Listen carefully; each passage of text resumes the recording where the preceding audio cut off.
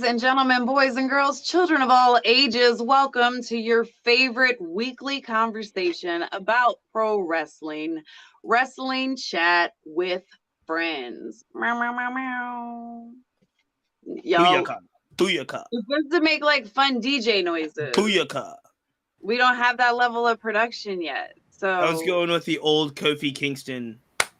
You had the clap. Hello. Hi, I'm Megan Rickman Blackwood, your favorite heel in heels, and we are here as always to talk wrestling, talk about what happened this week, and catch up with a couple of good friends and just chat. So, first and foremost, as always, your favorite 2-belt champion, sometimes 4 belts, sometimes just all the belts, champion, Cheats 2-belt. In honor of Ricochet losing and Finn Balor losing, I will say 0 belts today. Your 0. No belts this week. No belts, as that is drastically sadder, unfortunately. But we do have Elliot the Collector. Elliot the Collector. Wow, wow, wow, wow. Hey yo, I'm here, I'm present, I'm accounted for, I'm feeling good. My collectible pick of the week this week is a authentic big gold belt replica ring. Neither real nor gold, but authentic. Very authentic. Picked it up on WWE.com 13 years ago. Who knows? It was on clearance. There's your collectible of the week. AEW figures rocking in the background. Good to see you guys. Let's get it on. Yes. And then we're also joined by Tom. And Tom, here, everybody has a gimmick. So I need to know what's your gimmick? What's your thing? I'm a heel. He normally is a champion, but this week he is sadly rocking no belts. 0 belts. And as you can see, Elliot is the collector and storer of wrestling merchandise and propaganda. So what is your thing? Well, I don't think I can pull off an ominous nickname like the Collector, which sounds pretty nefarious. I don't think, I mean, obviously he's got the collection behind him, but sort of mitigates that. I think of myself as a heel who truly believes he's a face, not unlike my least favorite wrestler right now, Cody Rhodes, who drives me up a wall. It's the American Nightmare shtick. Oh, there you go. I get mad every time he comes on TV now. I just you've worked yourself into a shoot. There you go. Yeah, completely. Okay, so you are the Commonwealth Nightmare, like for the state, maybe. Since there's like a strong Rhodes hate, you got to be the nightmare from somewhere. Okay, so as always, we get started and we talk about what we're excited about this week, what we're popping for, and there was a lot of pro wrestling to watch, from the indies to the major productions. There were quite a few shows. So Elliot, start me off. What is your pop of the week? What was your favorite moment? There was a lot to pop for this week. My favorite moment was realizing that today we are just 1 day and 1 week closer to Capital Collision in Washington, D.C., the New Japan show. That is definitely what I am popping for. We're close. We're excited. I'm going. I know Cheats is going. I hope everyone's going. And based on I got tickets too, so I guess I can't wait. We're taking it on the road. I love it. I love it. The whole crew will be there then. Yeah, I don't want to put a possible live on location podcast. Let's not consider that. Anyway, that's my main pop really, and based on some of the news we're going to talk about this week, that could be an even more important show now. Some folks that I'm excited to see, I'm going to see. Some folks that I really wasn't expecting to see might show up now. So my pop is every day getting closer to that New Japan show in DC. I am certainly on board with that. I watched the show. Was it last weekend? Last Friday, there was a show with Mox on it. Was it? And like QT Marshall, and like there was a very AEW heavy show recently, and I watched it, and then I was like, oh, I'm gonna go there in DC. Let's just slide through. And then now with the announcement, I am very excited to see what we'll have there. It looks like it might be some fun stuff. I saw some videos of Mox and Will Ospreay, and I didn't know if that was. I think that's recent, right? Was a Mox Will Ospreay match recently? When was that match? That's what I got to find out. Elliot, did you watch that one? I saw it come across my Twitter feed. I think it happened over this weekend, but I know that Friday. It was either Friday or Saturday. I watched the majority of the show. I only had the Japanese subtitle, or the Japanese commentary, because I bootlegged it. But they were so hype. I got really excited, and I just was excited to watch the match, and it made me put my phone down and watch it, because I couldn't obviously understand what was going on. But I'm super excited, and the Will Ospreay Mox match is actually what I'm popping for, just because it was amazing. Will Ospreay is taking the spot of Kenny Omega as that just over the top, the personality of his character, and then also his wrestling style is very similar to Omega. And so I'm popping less for that match more than I'm popping for the feeling of Omega, Omega's essence in a space. And I'm really, from what I've read, they're talking about having him come back towards the end of this year. So I don't know. I think with New Japan opening up, there's the Golden Lovers and all the things that could happen now. And I don't know. New Japan Pro is my top too. Cheats, what are you excited about this week? So I could go into a number of directions, and in my mind, I wanted to go something WWE, because we're not going to talk a lot about WWE in this episode. There's a ratings conversation.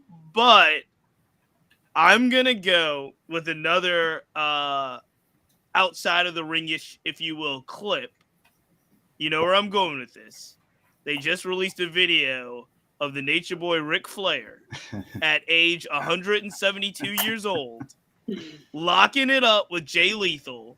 Your boy. I knew you'd love that. Thought of you when I saw it. And here's the thing.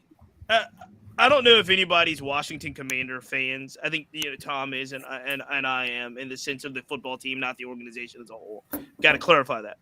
But there was a time 2 seasons ago, I guess, when Alex Smith comes into the game.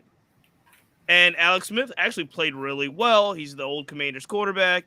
Comes back from a horrendous injury, and he played well, and the team gets to the playoffs. But every snap that man took, I was scared to death that was going to be his last snap. He was going to get hit, he was going to get hurt, and everything was going to happen all over again. Watching Ric Flair in the ring, I thought the man could keel over at any moment. I literally was just stop this video. Jay Lethal, what are you doing? Cut this out. Because we know Flair, Nature Boy, has survived death I don't know how many times. Wasn't he on it was wasn't bad. He on his deathbed It's a bad. year? He was in a coma for a month and a half. It's bad. So the fact that he was able to get in the ring and do the work that he was able to do and look the way he did, I did give an internal pop, but at the same time, I was I don't know how you mix that. Do you mix that with fear that he doesn't pass out and keel over? He did that. He did that because he no longer has a wife to stop him from doing that, and he obviously doesn't care enough about his children to not do that. Did you see what Charlotte replied with when she saw that video? No, I didn't. Directly replied with "Dad, WTF?" Dad, what? And I'm sure that's a good line for the Instagram, but I like to hope she called him up and said, "Dad, what the fuck are you doing?" I will say I know, he's had a podcast that's, first couple of episodes were making a ton of headlines because he was just shooting on everyone. But one of the things I noticed when I was listening to one of his earlier podcasts was his words and language and kind of just love for Jay Lethal. He has said on his show several times that he doesn't understand why Jay Lethal isn't one of the biggest stars in all of like world wrestling. He's that good, and he's a nice guy and all of that stuff. So the fact that it was Lethal in the ring with him kind of made sense because he really does say a lot, like, I mean, over the top glowing things about Lethal, where he rips a bunch of people. But I did, you know, I was glad to see it in a way, but also it was like, I hope he doesn't die. Okay, so I'm gonna say a thing, and then we're gonna move on, or we're gonna be on the what we were tapping on for forever. But it is not entirely surprising to me that Ric Flair's favorite character in modern wrestling is someone who emulates Ric Flair. Right. There you very go. Ric Flairish, very on brand. So anyway, he says glowing things about Jay Lethal because Jay Lethal has consistently said glowing things about Ric Flair. Yeah. Woo. But you're right. But you're not wrong, Cheats. You're 100% right. Woo. Tom, real quick, tell us what you're popping for. What was your most exciting moment with pro wrestling this week? Very, very eventful week. But my favorite thing that I saw on pro wrestling this week was, and it was only 15 seconds, it was Dalton Castle's promo, Battle of the Belts, that was recorded. And I just, first of all, I love that he got that spotlight of a title match on national TV, but just the fact that he was able to, in 15 seconds, even to people who don't know who he is, it's like, you get it. You get who he is. He's wildly entertaining. He's very different. And just the fact that he was making Sully Sullenberger references and like analogizing his opponent to the goose and the engine and stuff. That is my sweet spot for pro wrestling. And so I've probably watched that. And granted, again, it's 15 seconds, so it's not like it takes all day to watch it. I think I've probably watched that promo at least 10 times. It was one that stood out. I'm not gonna lie. Like the Sully reference was the one that had the husband and I turn into each other insane. Okay. Perfect level of carny goodness. That's the type of stuff. That's the type of stuff I want to see. Yeah. Okay, so I think the first thing we have to talk about, and it brings in something that I didn't even put in the run of show, but so AEW is doing their thing. They're AEW. They now own Ring of Honor, which is a different production, a different type of brand, right? And now they have announced their major announcement that Adam Cole made, which I think Cheats. I thought of your wife when Tony started talking to make the announcement, and then he was interrupted. He's awful. And Adam Cole did it. I thought of your wife telling you to change the channel because he was too awkward and she couldn't handle watching him. He's awful. He's awful. He's not. He's. I mean, is that I was gonna say, is that the gimmick? Is that the gimmick is him? If he's playing into the gimmick, he's amazing. But I don't think that's his gimmick. I think he's just that bad. I think there is a spectrum of opinions on. It's interesting you brought up spectrum because that's I was thinking something similar about it. There you go. Yeah. I think everybody. Okay, I think everybody. We're trying not to get canceled, but I think that's. So Adam Cole made the announcement, and we also saw the entrance of Jay White because AEW and New Japan Pro Wrestling will be teaming up for the Forbidden Door Supercard Maximum Sun Explosion pay-per-view in June. In what are we all thinking about this? I'll tell you. When I think of TK and I see AEW and I see Ring of Honor that he scooped up, and now I see him playing with New Japan, is there a plan? I'm curious for a while. Like, I'm curious who are the 2 or 3 main people in his ear. I hope he has people in his ear.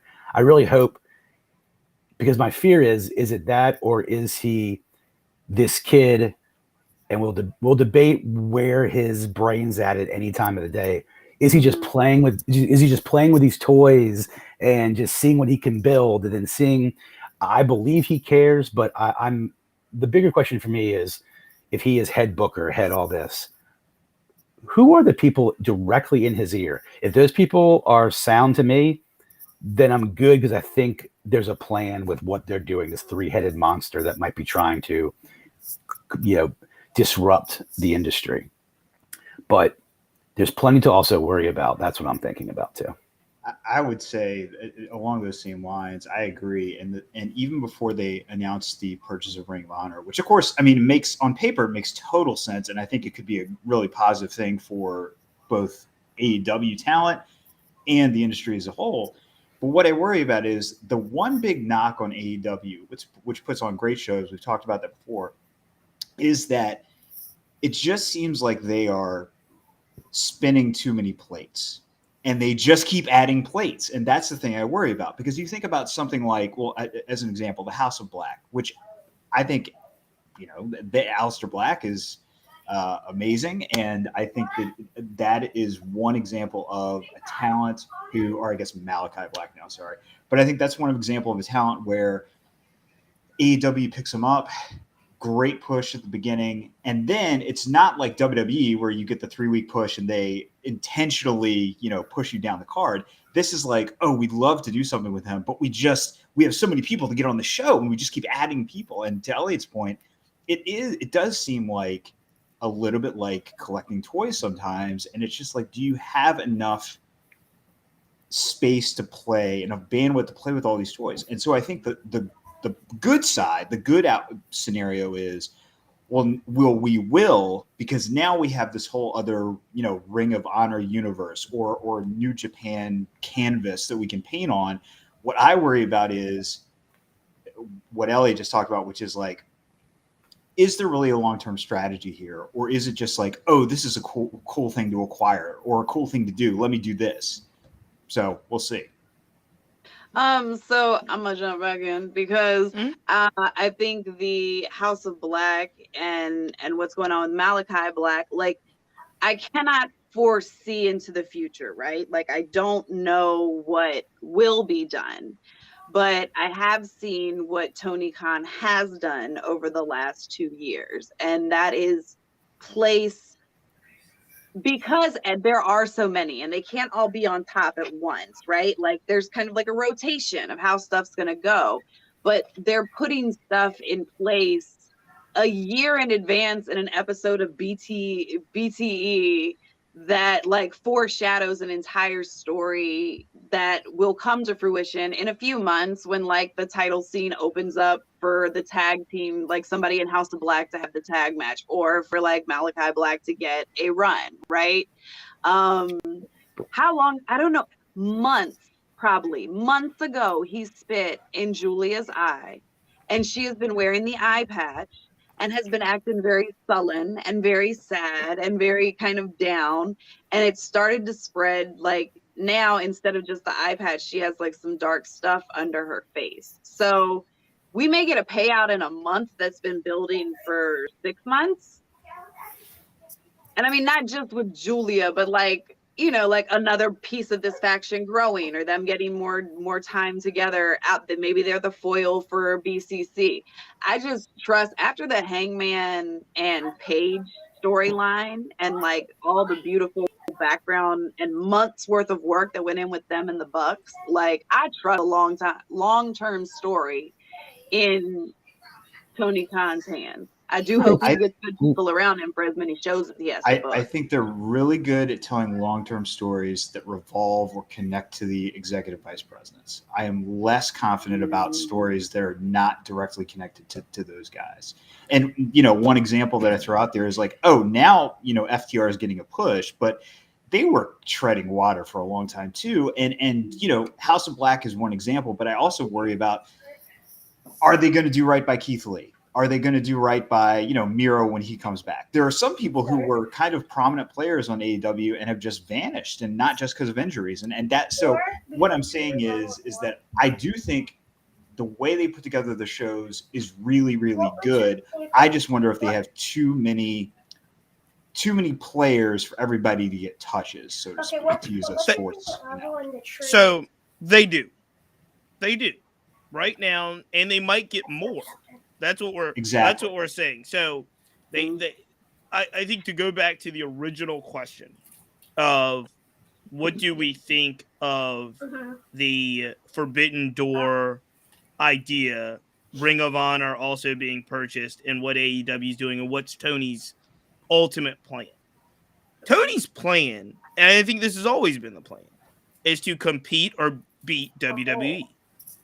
And I think they realized early on that they can't do it with a single entity. Mm-hmm. So they need partnerships with Impact. They need partnerships with New Japan. They need Ring of Honor in the fold, and they need the indies. Let's not forget, people like Eddie Kingston came literally from an indie ring up to on television fighting Cody Rhodes like within 2 weeks, right? So this is hey, we need a strategic kind of partnerships plans to compete with WWE. And in Tony Khan's kind of world, if he happens to own those other leagues, great. If he happens to partner with those other leagues, great. But I think that's the idea and that's the plan. A couple of questions about the announcement. Were we not supposed to know Jay White was already debuted like several weeks? Remember when Adam Cole bought him out and he did the really quick, like, hey guys, I'm, what's up? I'm here. And then he kind of did go dark for a while, and he's been wrestling and other things. But so we kind of knew he was affiliated when he came out. I thought it was great. I don't fully understand the Undisputed Elite. like I understand the Undisputed Era. I understand they're the Elite, but at this point, aren't they just the Elite? Like, isn't this what they were a part of? So now there's this Undisputed Elite, and then it seemed to me, and this is obviously work, but it seemed to me Jay White was reluctant to say Bullet Club in the promo. Then he says Bullet Club at the end, like, right? It's like the last thing he says is like Undisputed Elite and Bullet Club, and then he just kind of leaves. And I think he had a Bullet Club T-shirt on. He had a Bullet Club jacket on. Yeah, jacket. And the crowd is chanting Bullet Club because if you're following what's happening with if you're following what's happening with the club, it's awesome. It's like a really big internal mess and all that stuff. So, and the last thing I'll say, because I do think that there's not enough television hours. There's not for AEW. Dark is not it's a television-like product, but what they do is they put a lot of people on Dark, and it doesn't.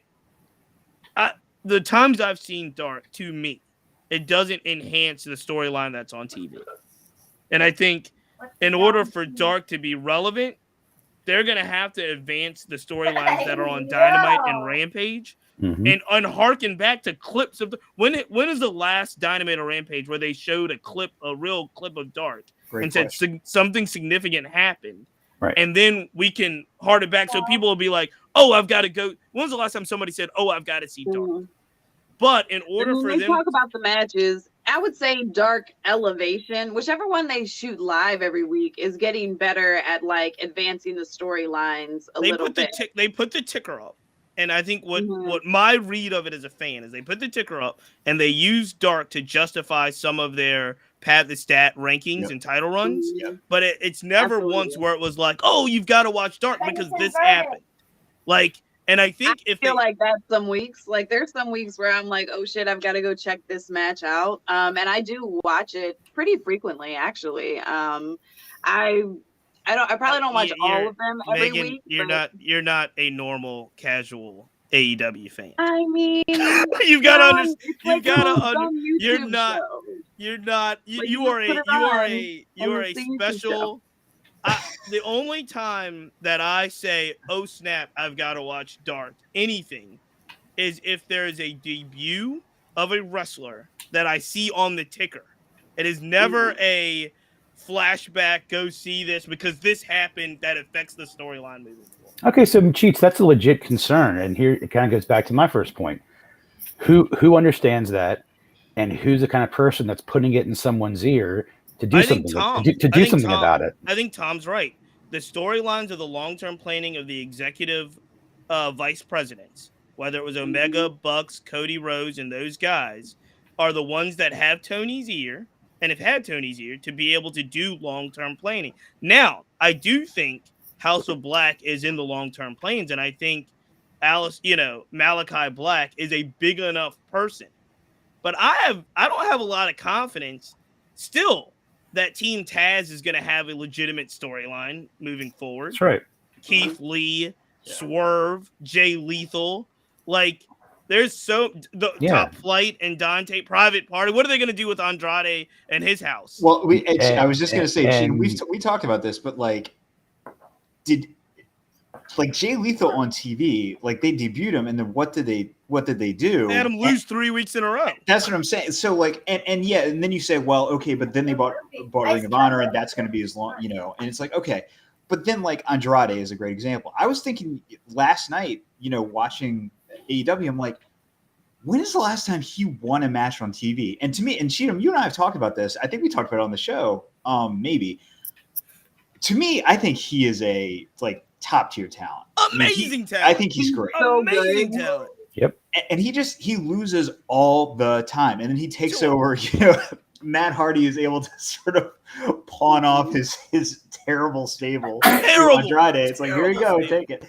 And they lose all the time. So again, it's a weird thing where I wonder Can I still go for you? Because here's my point, and I'll shut up. But my point is, I think with Tony Khan, when he is bringing these guys in, there's no way that the thought process is, I'm going to have, Andrade or fill in the blank be an enhancement guy who's going to work with top guys and get them over. He's not thinking those terms. He's thinking this is a guy who could, compete potentially in the main event picture or the TNT title picture or whatever.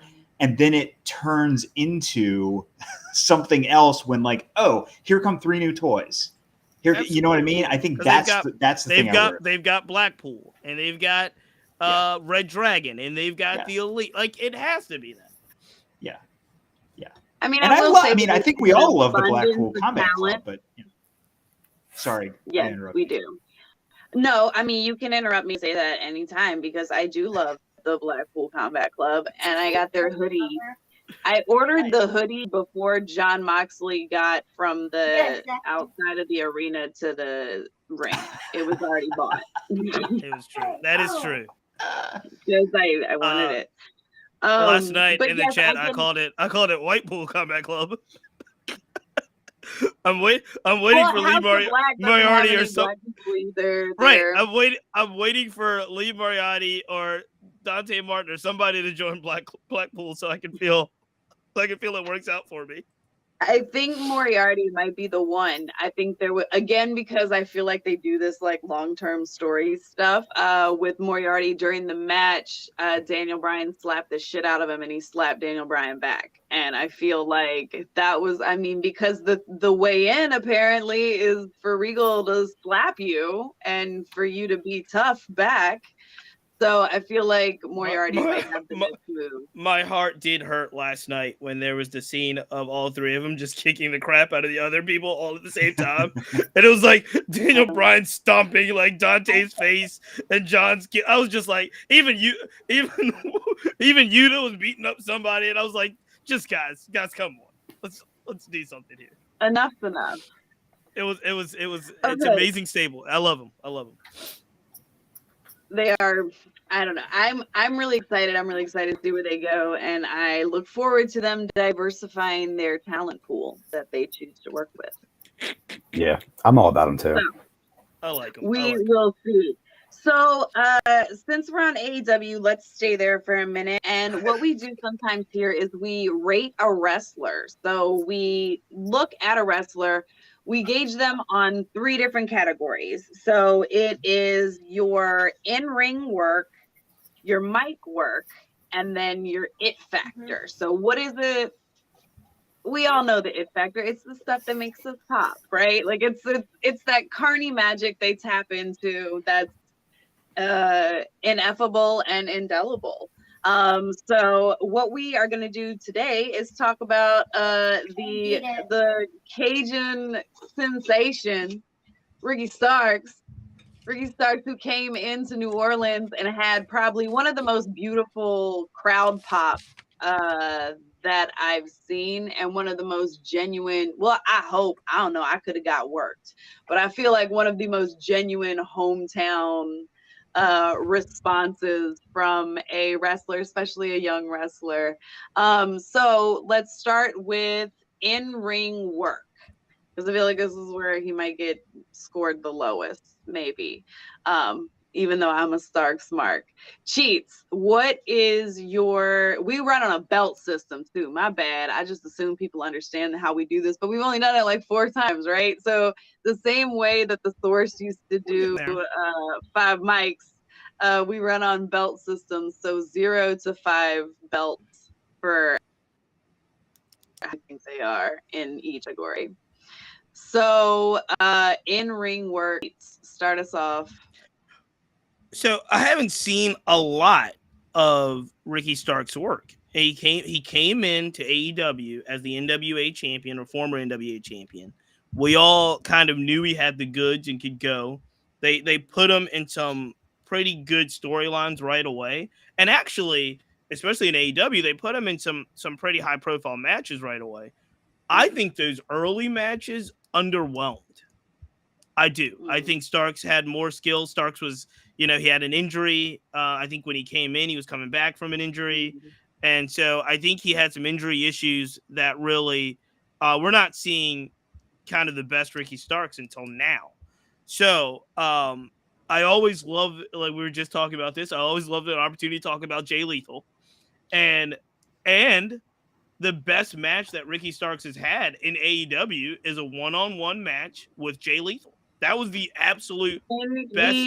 When he speared him out of the air when he was going for his little flippy move. Absolutely the most, I guess, when especially when we're talking about this stuff and you're talking about actual wrestling matches and telling a story in the match, I think the Lethal Starks match is his best work in AEW. I can't really judge a lot. I know it's a holistic approach. We can't really judge a lot. I can't judge a lot before that. I can't judge a lot of his NWA work. It looks to me as if he's healthy, he has the goods to do it all. Has great, ability to do technical stuff, high risk stuff. Tells a story in the ring. I just need to see more out of Starks. And unlike Megan, and I don't want to belabor the point in regards to what we talked about last episode, so go back and watch last episode. But I didn't like last week. I didn't like the heel that Ricky Starks and Hobbs were supposed to be. Starks did so many babyface stuff in front of the home crowd, in which the home crowd ate it up, and the pop was amazing. But I like my heels to be heels, especially if I'm known them to be heels. And Ricky Starks is a heel. And I think he's actually a really good one. I think he's an arrogant one. I think he has a face that people want to punch. So, oh yeah, absolutely. Absolutely. So, long story short, in regards to ring work, I need to see more. He is 28 years old, so he's in the prime of his life. In that regard, I think if he gets in, if he's physically healthy, he can do it all. But I'm going to rate him a 3 out of 5 stars in the ring, with the potential for that to move up. But it's just, I haven't seen a Starks match outside of the Lethal one that I would say is a really good match, or anywhere near close to a classic match. So I'm going to give him a 3. All right. I feel like you defended your point well, so I'm okay with it. Tom, where would you rank Ricky Starks' in-ring work on a scale of 0 to 5 belts? It's funny. I actually was thinking 3 before last week. And even though philosophically I agree with Cheatham, I mean, this is something AEW does. And again, they're a company that is prides himself on being very employee friendly. And I think maybe this is part of it. But they will allow heels to be faces in their hometowns. And I'm like, I get it. you don't want to fight the crowd too much. But at the same time, it's like, oh God. I mean, even MJF, when they went to Long Island, they let him, do a face promo. And I was like, oh, okay. Britt Baker last night. Britt Baker in Pittsburgh, who, by the way, was the most over person on the show. But I mean, so I get it.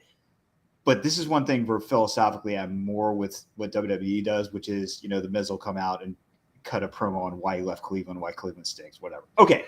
But having said that, it allowed me, I'm going to bump him up to a 3.5. And the reason is because is the first time I had the chance to watch him work a little more as a face. And I think he showed some versatility that I wasn't sure he had. I think he's solid in the ring. And I think along the lines of what Mark said, I think there's more that we haven't seen of his, but I'd say 3.5.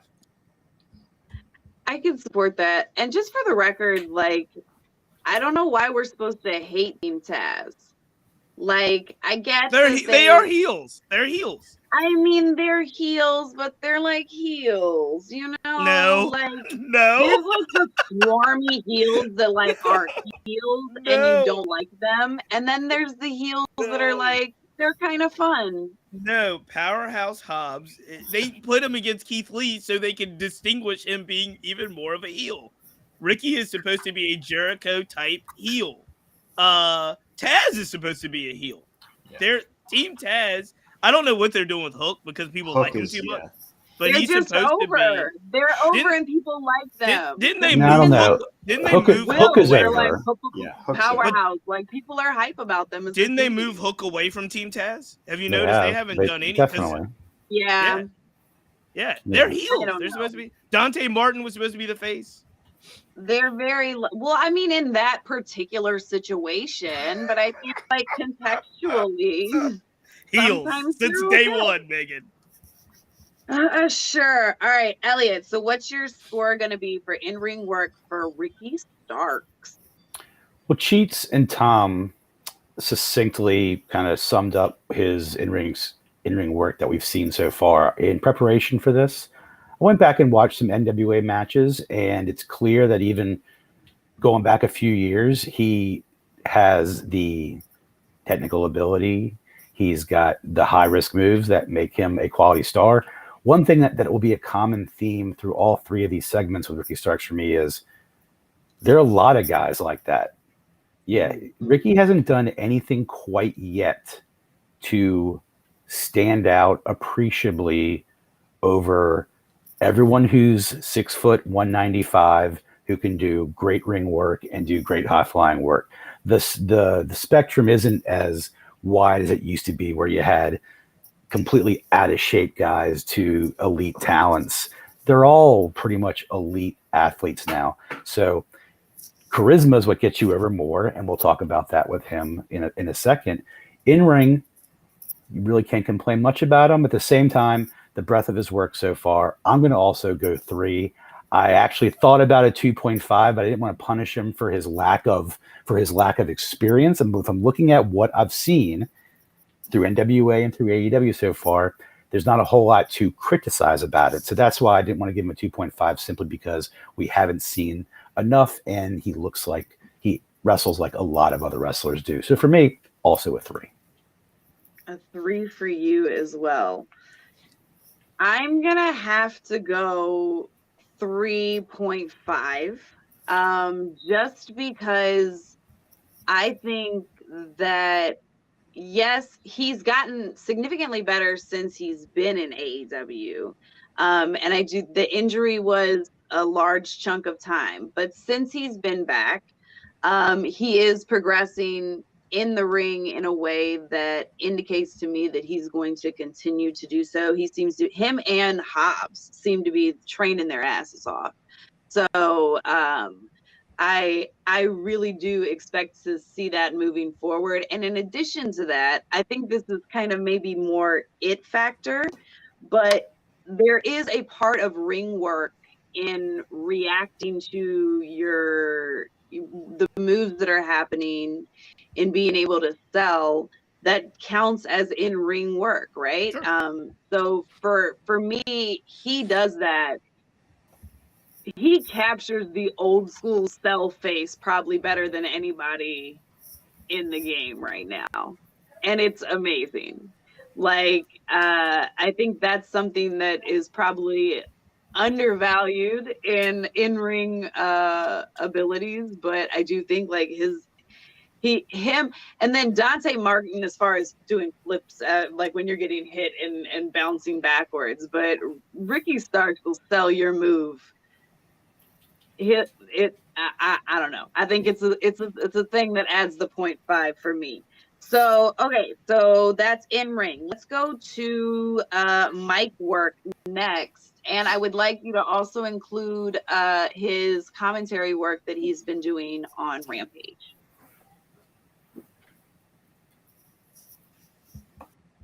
Jump ball. Somebody, sorry, you guys always need to be mediated.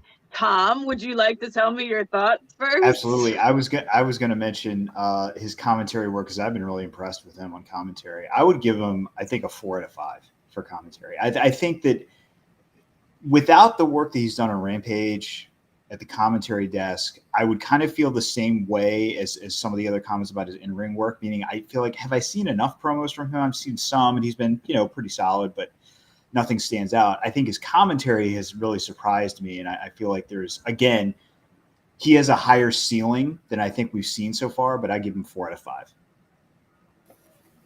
I support that score wholeheartedly. Elliot, what is your mic work skill? Yeah. Again, for me, there's little to criticize. He can cut a good promo in the ring. He can cut a promo on the crowd, on his opponent. Doing commentary, he adds, he doesn't detract. Do I tune in to Rampage because I want to hear what Ricky Starks has to say? I haven't yet. I think a lot of people like when Chris Jericho does his Chris Jericho thing. If you like following the action, Excalibur is as good as they get right now. Ricky's there as he's basically cutting his own promo along with the action. It's fine.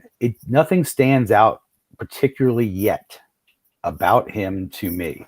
But again, since he really does, at the same time, I'll say he has the goods also. So there's not a whole lot you want to detract too much from him. That's why for me, he's also a 3 on the mic. Okay, who's a 5 on the whole? I need just a calibration. Hold on, there are 5s. I gotta collaborate. I gotta take measure here too. CM Punk's a 5. So we got MJF. CM Punk's an 8. All right, let me take some measure here though. So we've got a 4.5, a 4, and then Elliot, what's your score? 3.5. Did I say 3? I meant 3.5. 3.5. You said 3. I meant to say 3.5. I'm not taking him all the way down to a 3. He's not a 4. I think you said 3. Okay. Okay, I'm taking it to a 3.5. That's what I meant. 4.5 your score, or did you? No, I thought that was my score. I thought that was yours. Did you not give your score? No. Who went first? Tom went first. Tom went first with a 4. And then there's a 3.5. Correct. And now it's on me. Yep. Which I will say, I think Elliot is right on the head with his commentary. I'm going to bump his score up to a 4. I think Starks is fine at the Rampage desk. I don't think he's Jericho. I think Jericho is probably a 4.5 as a guest commentator on that, like somebody that's an active wrestler that comes and sits down. I think Jericho's probably a 4.5. I think Starks is better than when, say Regal sits down there or another active. Oh, really? I think Regal's awesome. I was going to say Regal could be a 5. I love Starks, but William Regal is amazing on him. I think Regal's a great promo. The promo he cut in the ring, the 2 promos he cut in the ring, the first one, the debut one, that was long, and the other one following that, I think he's fine when he comes to the ring and talks. I don't when he sits down and he's with Tony and the other guy, he's Regal. It's fine. Long story short, my point is I don't want to argue. We'll do William Regal another day. I'm going to give him a 4. And I do think that it's because I don't tune in a Rampage to see Starks there, but if Starks is there, I'm like, it's great, it's fine. I also think that he depends on who's at the desk with him. I do think he gets lost some. If you're watching, especially if he's there with Jericho, like he gets lost. I mean, he's fine. But I'm going to give him a 4. I think that when he is grabbing the mic at the top of the ramp and doing some trash talking, when he's cutting a real promo. So I think we've gotten lost in the sense that we were looking at his commentary as all that he does. He's better with the other stuff to me. He's better when he's cutting a promo. He's better when he gets the mic and he's talking trash and giving his looks. I think there's some real, and it's not just because of his looks. I think there's some real kind of rock-like qualities, early rock-like qualities in Starks, especially, Megan, if he embraces being a heel. If he embraces being a heel, he's going to be a much better heel than he ever would be a face. And I think that that's where his on the mic work will hopefully go and succeed. So I'll give him a 4. Because you made that point, I'm gonna give him a 0.5 with the He's not a 4.5. I was like, he's not a 5. I think he's a 4.5 because you made the Rock point, because one of the people I was thinking of in my head when I said before that there's like this thing, the in-ring responses that he does with his facial expressions and stuff. I was thinking of The Rock when I was thinking about like classic Attitude Era people that like they zoomed in and the face told you like, oh, that move just killed that guy. But also it's kind of big and goofy and you know it's big and goofy. And so you feel a little bit better about feeling bad about it. I think he has that same quality of just on the mic. He brings a very performative way of talking to how he does stuff. There's always a neck roll. There's always something happening in addition to what is being said by Ricky Starks. So I'm gonna go 4.5. So I had it right all along, is what you're telling me. You did, but history will prove me right. So I've got 4.5, 4, 3.5, 4. Yes. Okay. All right, last one. Are you doing the like overall like means? Yeah, because we gotta keep them. We gotta keep track with the other wrestlers we've rated. He's actually doing really well. I think he is. He has a pretty good cross board. I think we're gonna be disappointed if once we stack up how we rated other wrestlers to like. Well, I'm being cognizant of that. I'm trying to. Yeah, we're gonna lower his score. Because he's going to finish and be like, oh, he's this high. And then we're going to be like, no, he's not better than Razor Ramon. All right. I don't know. We rated him. That moves us on to the next category, which is It Factor, which for me, since I saw the Stroke Daddy promo that he cut for the Indies, I knew that like I hated that he gets like constant Rock comparisons, but like I don't know if there's ever been another character, and he's a heel, but he's a tweener. Like he's a heel that we're allowed to like, and I think that's what's up with. I think where do you get this from? He's pretty strongly heel. He is. Megan is the only one that likes him. No, like people like him. Like people cheer for him and Hobbs. He's heel Rock. He's not face Rock. Yeah, he's all the elements of the heel Rock character. It Factor. I give him a 4.5. No, I'm gonna give him a 4. I'm gonna give him a 4 because I just thought about what my 5 is, and I'm gonna give him a 4. Yeah. Ricky Starks is a great wrestler. There are great. These guys. He's a great wrestler. Here's my point. There are lots of. He's a very talented wrestler who knows what he's doing. He can go out there and put on a fun match to watch. There is nothing particularly it about him yet. He doesn't remind me that much of The Rock. When you say that, I can say, yeah, I kind of see what you're saying. But if I thought about it, I bet there are lots of people we can come up with because of The Rock there are lots of folks who can give us that Rock feeling now. Ricky sort of resembles him a little bit, and he has some of the facial mannerisms more than others, perhaps. He seems like a guy who is going to be serviceable, fun. I can't see him as the centerpiece of any big feud pay-per-view right now. Lots can change. He's the kind of guy that maybe could do much better with a change of venue. I know you don't want to hear that, Megan, but like I could see him getting right into the title picture in another promotion if those titles meant anything. He is one of many right now with nothing yet that is drawing me to him. So for me, but he has all those qualities. He's not quite ready for prime time. For me, 3.5 Ricky Starks. Yeah, I'm right there with you. And here's the thing I would say about, first of all, I think we would all acknowledge that despite the temptation to compare him to The Rock, that in the history of the business, there have been somewhere between 0 and 5 probably guys. That's unfair. Level. Yeah, absolutely. So any comparison to The Rock is a little bit unfair. It's unfair. Having said that, one connection that I will make, and I think it's relevant in this conversation, is Ricky Starks. Granted, he was injured for a bit, but Ricky Starks has been in a heel faction for, how long? Team Taz has been pretty close since the beginning, since they went national, so 2 years.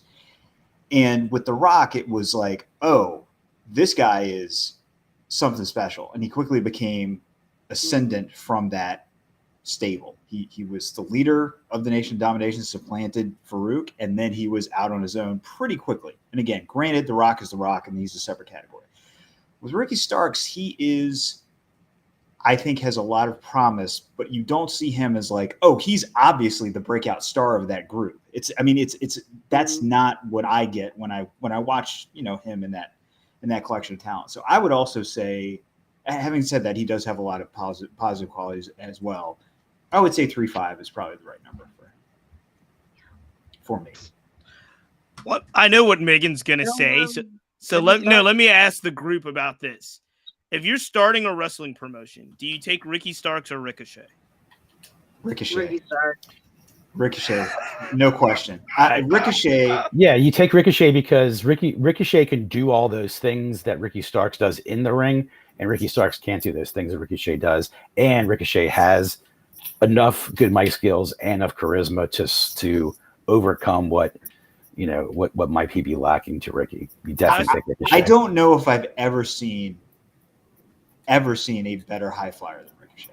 Yep. So that might not have been that might be unfair. Do you take Swerve or Ricky Starks? Much tougher question. Much tougher question. I still go ahead. No, I was just saying, I know Cheatham loves Swerve. I might take Ricky Starks. Okay. No, this is a good. I'd say, has Swerve had any significant injuries to date? Outside of wrestling wear and tear, not that I know of. Yeah. Okay, so Ricky Starks has broken his neck. So, maybe I take Swerve in that scenario. If I'm building a wrestling company. I say this because I think these are the comps that we're talking about with Ricky Starks. And when we're talking about it factor, you're right. He's not going to be The Rock. He's not going to be Jericho. So it's like in regards to it factor stuff, right? I would make the argument. I didn't think of this until Tom made the point, but I would make the argument in the last couple of weeks. If you told me Powerhouse Hobbs is the leader of that faction, I would accept that. Hobbs has done some really, really, I think, impressive things while they've made this run with, Keith Lee and Swerve and these guys fighting. The only reason I know Ricky is the leader of Team Taz in that sense is because obviously back in the day, Brian Cage was the leader and he wanted out. So they made Starks the leader to get Cage out of there, right? And then Team Taz tells you Starks is the leader. It wasn't like when they started that faction, Brian Cage was the champion. he was the leader, and everybody was going to come with it. Whoever has the FTW title is the de facto leader. Basically. So but it's a great point because I don't think a lot of folks. I think Ricky's growing into that kind of people starting to look at me, and I think last week's hometown show really helped that part of it. But as of right now, I can't see him as a charismatic character, an it factor character in AEW, not anywhere else. In AEW, I'm not going to put him over Malachi. I'm not going to put him over Andrade. I'm not going to put him over all of the other type of. I'm not talking about the top of the show. I'm not putting him over the people that we consider premium mid-carders at AEW. He's probably in the lower tier of that group. Yeah. So with that said, I'm going to go with the 3.5. If he gets a push as we move forward, I think it's going to be tough. I think it's a very crowded space for his style and his size and his charisma to say, I'm going to put you over, other folks. So that's where I'm going with it. And that's why.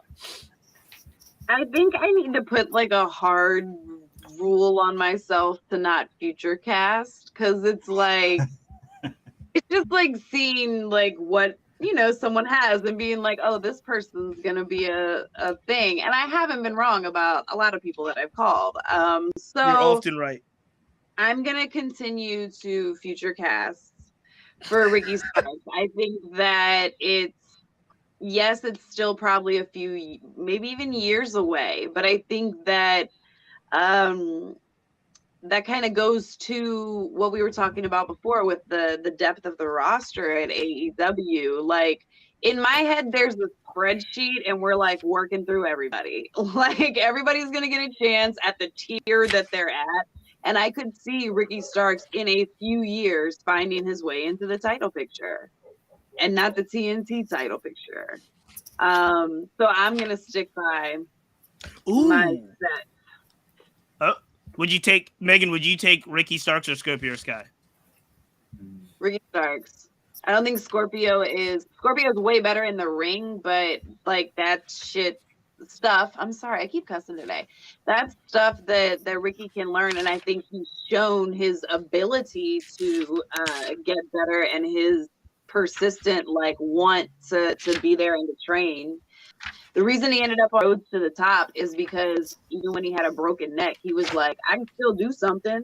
Y'all need me to fill out some paperwork. Like, you need me to like that was the story they told. That Ricky was like, is there something I can do at the office? Like, he genuinely just wants to be around this, I think he loves this. I could be getting worked again. That is very possible. Ricky Starks or Sean Spears? Another tough one. They're all in the same group to me. They're all kind of. That's sort of my larger point. Is right, they're kind of Ethan Page or Ricky Starks. They're all WWE for some reason is super high on Ethan Page. WWE's high on Ethan Page. Yeah, they love Ethan Page. Was just like, really? I mean, he's fine, but he was a bigger star in the indies and then got kind of thrown into the state. Like Ethan Page, when he was doing a lot of indie work, was kind of labeled as a guy that was going to be a guy, like a real guy. Yeah. And like a lot of, like we just talked about, it's just an AEW issue because there's just not enough space. So you put him in with Dan Lambert and Scorpio Sky, but Ethan Page and Darby had some matches that that people talk about to this day. Like they thought Ethan Page killed Darby several times.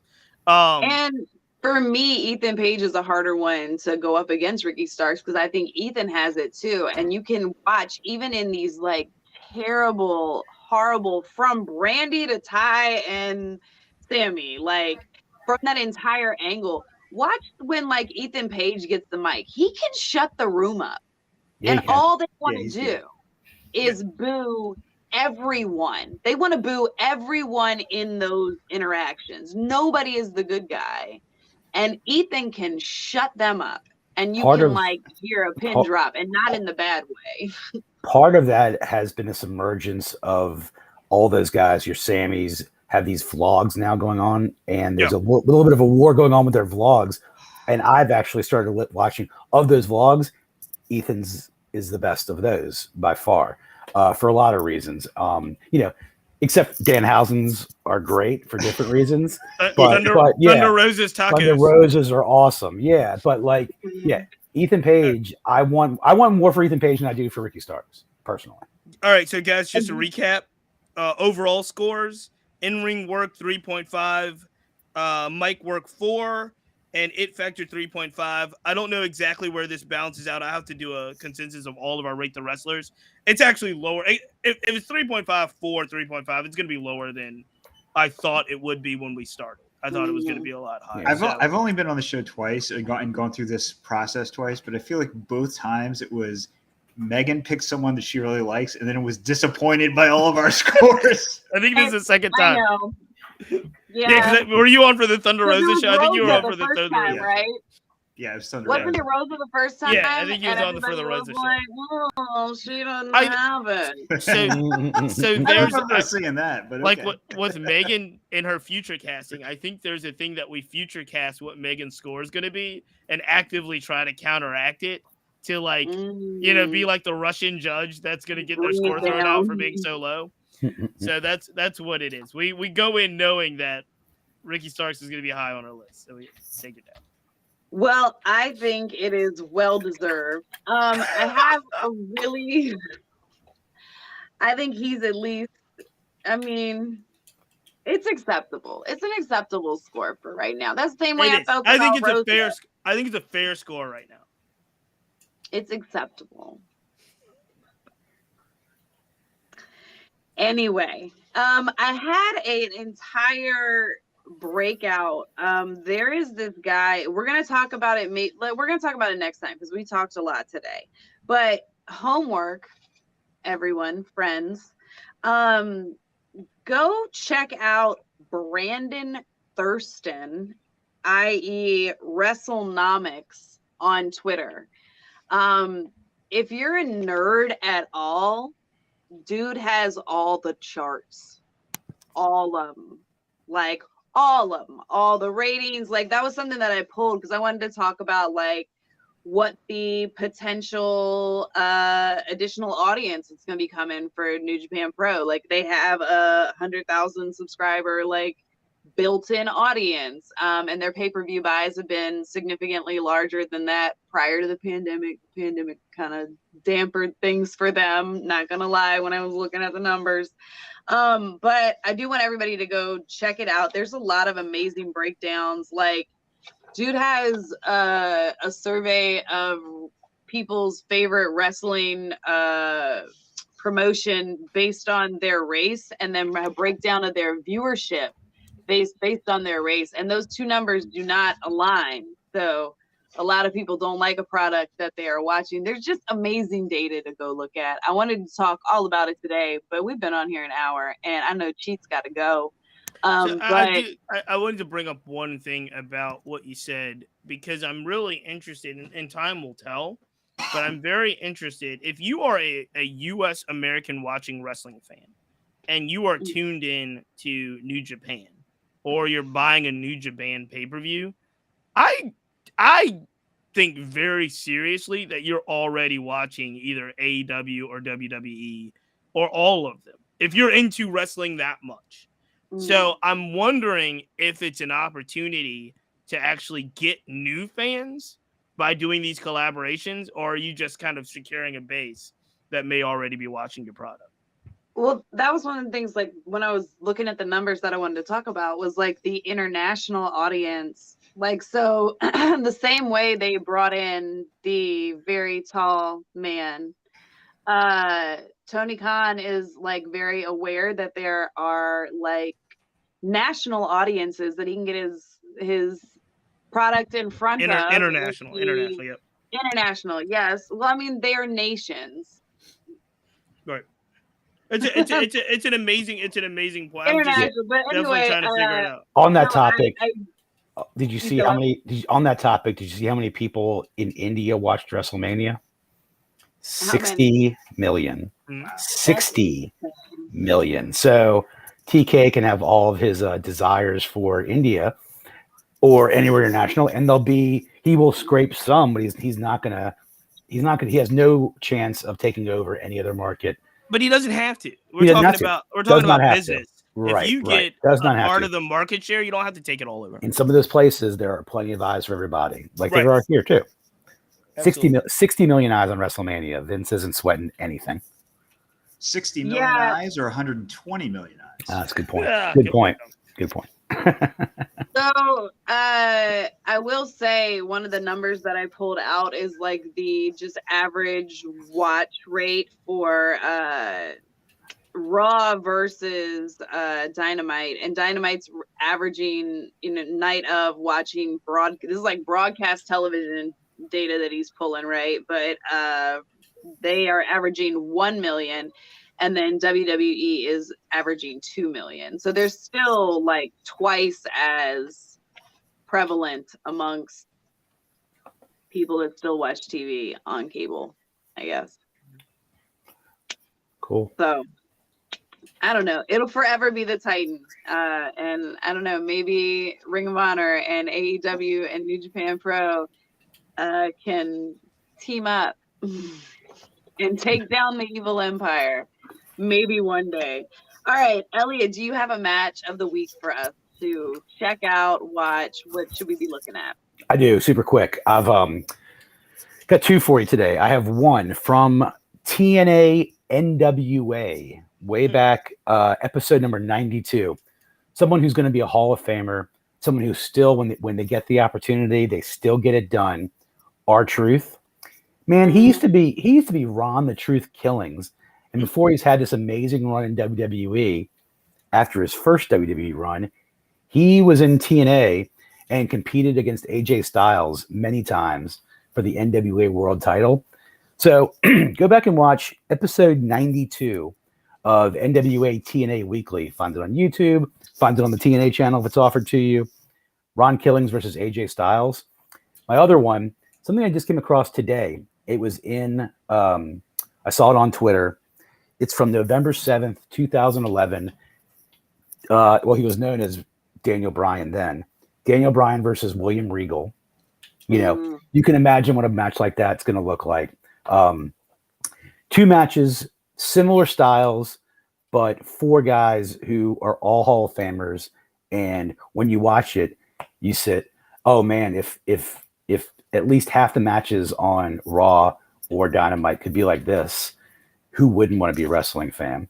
It's easy to get romantic about wrestling, and guys like AJ Styles and Ron Killings and William Regal and Bryan Danielson can make it very romantic. So those are my two matches. Well, the Regal Danielson one is very on the nose because, it's part of the Blackpool Combat Club lore now. It's their origin story. Oh, yeah. Comic book. I'm so excited. All right. So are we going to do Heel of the Week? Are we doing that? We don't have time. We are. Cody Rhodes. We do it every week, but we can't do it this week. I agree with Cody Rhodes. Can we all just say that Cody's the Heel of the Week and then we'll get out of here? Sure. I forced that on everyone. If everyone votes. Everyone votes. Oh, check that. It's the count. 1, 2, 3. Oh, he didn't kick out. Cody Rhodes is the Heel of the Week. And we are out of here, good people. We will see you next week. Check the links. Check all the things. Follow our stuff on the things, on the places behind the @ signs. Do that. Do that. All right.